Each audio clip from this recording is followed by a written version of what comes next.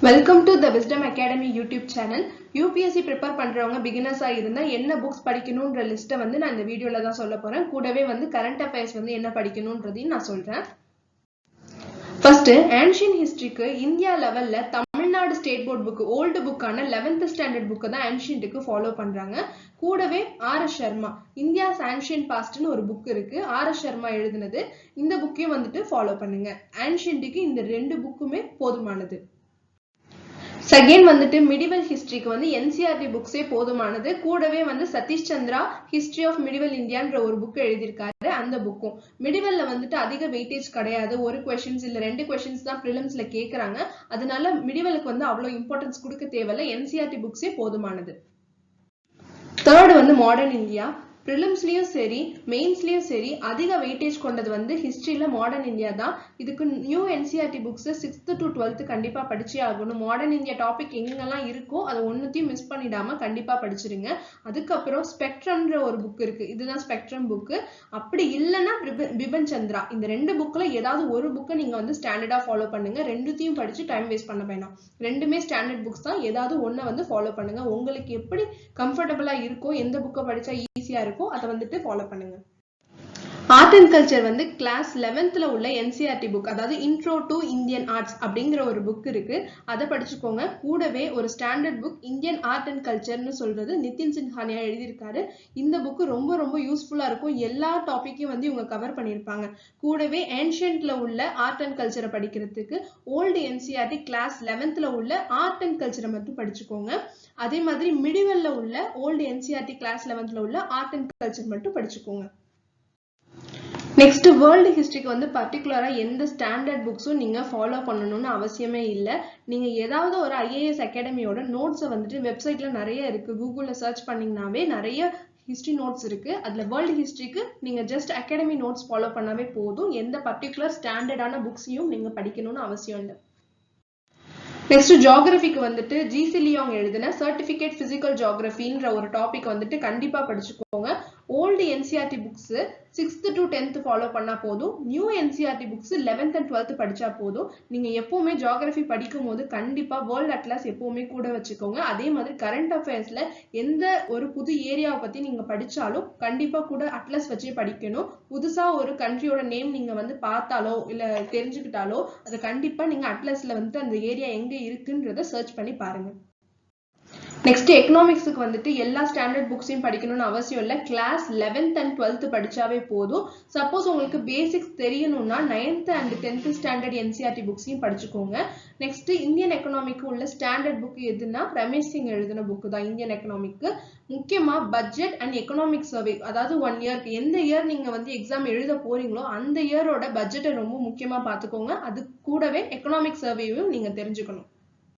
Next Indian பாலிட்டிக்கு எல்லாருக்கும் தெரிஞ்ச M. Laxmikanth book. கூடவே இன்னொரு புக் இருக்கு introduction to the constitution of இந்தியான்னு. இது எழுதுனது D.D. பாசு. லக்ஷ்மிகாந்த் புக் பிரிலிம்ஸுக்கு தான் ரொம்ப யூஸ்ஃபுல்லா இருக்கும். ஆனா நீங்க மெயின்ஸ் அதாவது தியரி பேப்பர் எழுதுறதுக்கு லக்ஷ்மிகாந்த் அவ்வளவா ஹெல்ப் பண்ணாது. D.D. பாசுன்ற புக் ரொம்ப முக்கியம். ஏன்னா மெயின்ஸ் ரிலேட்டடா நீங்க படிக்கணும்னா கண்டிப்பா D.D. பாசு புக்கை மிஸ் பண்ணிடாதீங்க. கூடவே NCERT 9th ஸ்டாண்டர்ட்ல இருந்து 12th ஸ்டாண்டர்ட் NCERT பாலிட்டிக்கு நீங்க ஃபாலோ பண்ணா போதும். நெக்ஸ்ட் கவர்னன்ஸுக்கு அட்மினிஸ்ட்ரேட்டிவ் ரிஃபார்ம்ஸ் கமிஷன் சொல்ற ARC நீங்க கூகுள்ல போய் சர்ச் பண்ணுங்க. ARC அட்மினிஸ்ட்ரேட்டிவ் ரிஃபார்ம்ஸ் கமிஷன் அவங்க எப்பவுமே ரிப்போர்ட் சப்மிட் பண்ணுவாங்க. அது ARC செகண்ட் ARC ரிப்போர்ட்டை எடுத்து அதுல இருக்க சாப்டர்ஸ் 1, 4, 9, 10, 11, 12 இந்த சாப்டர்ஸ் மட்டும் நல்லா படிச்சுட்டாவே கவர்னன்ஸ் நீங்க பாதி கிளியர் பண்ணிடலாம். கூடவே நீங்க கவர்னன்ஸ் படிக்கணும்னா கரண்ட் அஃபேர்ஸ் ரிலேட்டடா என்ன வந்திருக்கோ அதை மட்டும் நீங்க கவர்னன்ஸ்ல படிச்சா போதும். பர்டிகுலரா இந்த புக் தான் ஃபாலோ பண்ணணும்ன்ற அவசியம் கிடையாது. ஏன்னா இந்தியன் பாலிட்டிக்கை விட கவர்னன்ஸ்க்கு கொஞ்சம் போர்ஷன் கம்மி தான். நெக்ஸ்ட் சோஷியல் ஜஸ்டிஸ்க்கு கரண்ட் அஃபேர்ஸ் ரொம்ப முக்கியம். கரண்ட் அஃபேர்ஸ் ரிலேட்டடா சோஷியல் ஜஸ்டிஸ்ல என்ன சிலபஸ் கொடுத்துருக்காங்களோ அதை பார்த்து நீங்க அதுக்குள்ள ரெலவெண்டான டாபிக்கை நீங்க படிச்சா போதும். கூடவே சோஷியல் ஜஸ்டிஸ்க்கு நீத்தி ஆயோக்ல என்ன ஆக்ஷன்ஸ் என்ன பிளான் எடுத்திருக்காங்களோ அதையும் படிச்சுக்கோங்க. நெக்ஸ்ட் இன்டர்நேஷனல் ரிலேஷன்ஸ்க்கு என்ன படிக்கணும்னா NCERT-ல உள்ள கிளாஸ் 12th உள்ள பொலிட்டிக்கல் சயின்ஸ்ல கான்டெம்போரரி வேர்ல்டு பாலிடிக்ஸ்னு தனியா ஒரு புக் இருக்கு. அந்த புக்கு படிச்சாவே இன்டர்நேஷனல் ரிலேஷன்ஸ் நீங்க கவர் பண்ணிடலாம். கூடவே கரண்ட் அஃபேர்ஸ்ல இன்டர்நேஷனல் ரிலேட்டடா என்ன நியூஸ் வருதோ அதை நீங்க அப்டேட் பண்ணி வச்சுக்கணும். நெக்ஸ்ட் என்விரான்மெண்ட்டுக்கு வந்துட்டு NCERT புக் பயாலஜில கிளாஸ் 12th புக்ல லாஸ்ட் 4 சாப்டர்ஸ் படிச்சுக்கோங்க. அதாவது 13th சாப்டர்ல இருந்து ஆரம்பிச்சு 16th சாப்டர் வரைக்கும் படிச்சிட்டீங்கனாவே நீங்க என்விரான்மெண்ட் வந்து பாதி கவர் பண்ணிடுவீங்க. இது கூடவே ஸ்டாண்டர்ட் புக் வந்துட்டு சங்கர் IAS அகாடமியோட என்விரான்மெண்ட் சயின்ஸ் புக் வந்து படிச்சுக்கோங்க. கூடவே கரண்ட் அஃபேர்ஸும், அதாவது என்விரான்மெண்டல் ரிலேட்டடா என்ன நியூஸ் வருதோ அந்த கரண்ட் அஃபேர்ஸையும் நீங்க படிச்சுக்கணும். நெக்ஸ்ட் இன்டர்னல் செக்யூரிட்டிக்கு கரண்ட் அஃபேர்ஸ் ரிலேட்டடா படிச்சாவே போதுமானது. எந்த ஸ்டாண்டர்ட் புக்ஸும் நீங்க வந்துட்டு படிச்சு டைம் வேஸ்ட் பண்ண வேணாம். கரண்ட் அஃபேர்ஸ் ரிலேட்டடா என்ன இன்டர்னல் செக்யூரிட்டி டாபிக் வந்திருக்கோ அதை நீங்க நல்லா நோட்ஸ் எடுத்து வச்சுட்டு அதை நல்லா ரிவிஷன் கொடுத்துக்கிட்டே இருங்க. கண்டிப்பா இன்டர்னல் செக்யூரிட்டி வந்து உங்களுக்கு கவர் ஆயிடும். நெக்ஸ்ட் டிசாஸ்டர் மேனேஜ்மெண்ட்டுக்கு செகண்ட் ARC ரிப்போர்ட், அதாவது அட்மினிஸ்ட்ரேட்டிவ் ரிஃபார்ம்ஸ் கமிஷன் சொன்ன அந்த வெப்சைட்ல போய் பாருங்க. செகண்ட் ரிப்போர்ட் எடுத்து அதுல கிரைசிஸ் மேனேஜ்மெண்ட் ஒரு சாப்டர் இருக்கும், அதை கண்டிப்பா படிங்க. டிசாஸ்டர் மேனேஜ்மெண்ட்டுக்கு அதுவே கவர் ஆகிடும். கூடவே கரண்ட் அஃபேர்ஸ், டிசாஸ்டர் மேனேஜ்மெண்ட் ரிலேட்டடா என்ன நியூஸ் வந்திருக்கோ அதை கரண்ட் அஃபேர்ஸ்ல நீங்க நோட்ஸ் எடுத்து வச்சுக்கோங்க. நெக்ஸ்ட் சயின்ஸ் அண்ட் டெக்னாலஜில மோஸ்ட்லி எங்கேருந்து கொஸ்டின்ஸ் வரும்னா கரண்ட் அஃபேர்ஸ் ரிலேட்டட் தான் வரும். முக்கியமா ஹிந்து நியூஸ் பேப்பர்ல வந்துட்டு சண்டே சயின்ஸ் அண்ட் டெக்னாலஜின்ற ஒரு காலமே வரும். அதை வந்து நல்லா படிச்சு அது நோட்ஸ் எடுத்துக்கோங்க. ரீசெண்டா வந்துட்டு IIT வந்துட்டு ஏதாவது புதுசா இன்வென்ட் பண்ணிருக்காங்களா, இல்ல இஸ்ரோ ஏதாவது ராக்கெட் லான்ச் பண்ணிருக்காது, ஏதாவது புதுசா பேர்ட்ஸ் ஏதாவது ஒரு ஸ்பீஷிஸ் கண்டுபிடிச்சிருக்காங்களா, இந்த மாதிரி ரிலேட்டடா வரதுதான் சயின்ஸ் அண்ட் டெக்னாலஜி. கூடவே நீங்க நியூஸ் பேப்பர்ல எடிட்டோரியல் பார்ட்ல வந்துட்டு சயின்ஸ் அண்ட் டெக்னாலஜில என்ன ரிலேட்டடா எடிட்டோரியல் கொடுத்திருக்காங்களோ அதை படிச்சாவே போதுமானது. நீங்க ஜாஸ்தியா வந்துட்டு ஜெனரல் சயின்ஸ் படிக்கணும்னா நீங்க தமிழ்நாடு ஸ்டேட் போர்ட்ல 6th to 10th சயின்ஸ் படிச்சாவே போதும், இல்ல NCERT 6th to 10th படிச்சாவே போதும். இதை தவிர்த்து நீங்க கரண்ட் அஃபேர்ஸ்ல தான் அதிக கொஸ்டின்ஸ் வந்து சயின்ஸ் அண்ட் டெக்னாலஜில கேட்கறாங்க. நெக்ஸ்ட் எத்திக்ஸ், இன்டெகிரிட்டி அண்ட் ஆப்டிடியூடுக்கு பர்டிகுலரா எந்த புக்கும் ஃபாலோ பண்ணணுன்ற அவசியம் கிடையாது.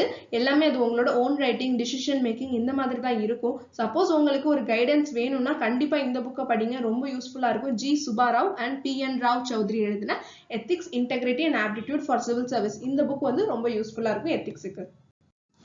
லாஸ்டா CSAT வந்துட்டு மெயின்ஸுக்குலாம் படிக்க தேவையில்ல. இது வந்துட்டு ப்ரிலிமினரியில பேப்பர் 2ல மட்டும்தான் வரும். அதாவது aptitude test, civil service aptitude test. இதுக்கு நீங்க அரிஹன் படிச்சாலும் பரவாயில்ல, RS அகர்வால் படிச்சாலும் பரவாயில்ல. முக்கியமா பாஸ்ட் 5 இயர்ஸ்ல உள்ள ப்ரீவியஸ் இயர் கொஸ்டின்ஸை நீங்க சால்வ் பண்ணாவே உங்களுக்கு பாதி ஐடியா கிடைச்சிடும் CSAT பத்தி. இது ஜஸ்ட் குவாலிஃபைங் பேப்பர் தான். 33.3% எடுத்தாவே உங்களுக்கு இந்த பேப்பர் கிளியர் ஆகிடும். உங்களுக்கு இந்த மார்க்கை வந்துட்டு மெரிட்ல கவுண்ட் பண்ணவே மாட்டாங்க. நெக்ஸ்ட் கரண்ட் அஃபேர்ஸ்ல news paper 2 standard news papers இருக்கு. ஒன்னு ஹிந்து, இன்னொன்னு இந்தியன் எக்ஸ்பிரஸ். ரெண்டுத்தையும் படிக்கணுமானா ரெண்டுத்தையும் படிக்கணும்ன்ற அவசியம் தேவையே இல்லை. ஏதாவது ஒரு நியூஸ் பேப்பரை நீங்க ஸ்டாண்டர்டா ஃபாலோ பண்ணுங்க. ரெண்டுத்துக்கும் என்ன வித்தியாசம்னா ஹிந்து நியூஸ் பேப்பர் வந்து கவர்மெண்ட்டை கொஸ்டின் பண்ற மாதிரி இருக்கும் அவங்களோட ஆர்டிகல்ஸ். இந்தியன் எக்ஸ்பிரஸ் வந்துட்டு கவர்மெண்ட்டை சப்போர்ட் பண்ற மாதிரி இருக்கும். இவ்வளவுதான் வித்தியாசம். ரெண்டுத்துல ஏதாவது ஒரு நியூஸ் பேப்பரை நீங்க ஃபாலோ பண்ணுங்க. கூடவே ராஜ்யசபா டிவி, அதை ஃபுல்லாலாம் பார்க்கணும் இல்லை, ஏதாவது முக்கியமான இஷ்யூஸ் வந்து அவங்க டிஸ்கஸ் பண்ணிருக்காங்களா அதை பார்த்துக்கோங்க. PIBன்றது கவர்மெண்டோட வெப்சைட். இது கவர்மெண்டே அவங்க என்னென்ன ஸ்கீம்ஸ் எல்லாம் கொண்டு வராங்கன்னு அவங்களோட வெப்சைட்ல வந்துட்டு அவங்க இன்ஃபார்ம் பண்ணுவாங்க. பிளஸ் இன்ஃபர்மேஷன் பியூரோ, இது நீங்க கூகுள்ல சர்ச் பண்ணுங்க, கவர்மெண்டோட இனிஷியேட்டிவ்ஸ் எல்லாமே இந்த PIBல வந்துடும். Next all India radio. Next இது எல்லாத்தையும் உங்களால படிக்க முடியல, டே டு டே உங்களால நியூஸ் பேப்பரை ஃபாலோ பண்ண முடியலன்னா ஏதாவது ஒரு IAS அகாடமியோட மந்த்லி மேகசினை வந்து மிஸ் பண்ணாம படிங்க. இது எதையுமே படிக்க முடியாத பட்சத்துக்கு நீங்க மேகசின்ஸ் படிங்க. கூடவே யோஜனாஸ், மந்த்லி யோஜனாஸ் படிக்கணும், குருக்ஷேத்ராஸ் படிக்கணும். Next sum important current affairs magazines. இப்போ உங்களால நியூஸ் பேப்பர் வந்து கரெக்டா படிக்க முடியல, எந்த டாபிக் வந்துட்டு எந்த சிலபஸோட கவர் ஆகுது, எது ரெலவெண்டா இருக்கு அப்படின்னு உங்களால படிக்க முடியலன்னா தாராளமா inside IAS current affairs follow பண்ணலாம், இல்லைன்னா vision IAS current affairs follow பண்ணலாம், இல்லைன்னா IAS பார்லிமெண்ட்.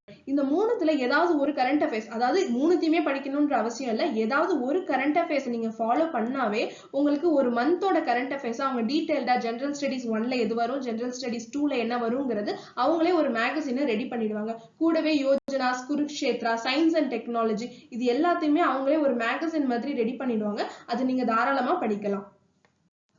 இப்போ UPSCக்கு என்ன புக்ஸ் ஃபாலோ பண்ணணும், கரண்ட் அஃபேர்ஸ் என்னென்ன படிக்கணுங்கிறத நான் சொல்லிட்டேன். என்னோட நெக்ஸ்ட் வீடியோல எந்த டாபிக்கு அதிக வெயிட்டேஜ், ஹிஸ்டரியில ஆன்ஷியன் ஹிஸ்டரிக்கு வெயிட்டேஜ் அதிகமா, மிடிவலுக்கு, மாடர்னுக்கு, இதுமே எதுக்கு உங்களுக்கு வெயிட்டேஜ் அதிகம், எதை படிச்சா உங்களால ஈஸியா கிளியர் பண்ண முடியுங்கிற ஐடியாவை என்னோட நெக்ஸ்ட் வீடியோல சொல்றேன். மறக்காம பாருங்க. Thank you so much.